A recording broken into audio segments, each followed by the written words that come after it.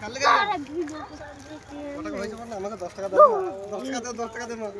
হ্যাঁ ও বাবা, মা পয়সা কোনটা পাচ্ছে। হাই গাইস, এই ভিডিওটা যদি মিলিয়নে হয় এই মাকে একটা ঘর করে দেবো। আর এই মায়ের কিছু নাই, মা কি খাচ্ছে আমি একটু খবর জানি। হ্যাঁ কেন, আমি তো তোর ছেলে, আমি খাবো বলছি, দিবি নি?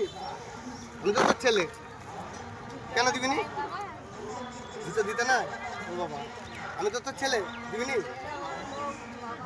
হ্যাঁ দিতে না? মায়ের এটো ছেলে খাওয়া চলবে না? হ্যাঁ মায়ের এটো কেন ছেলে খায়?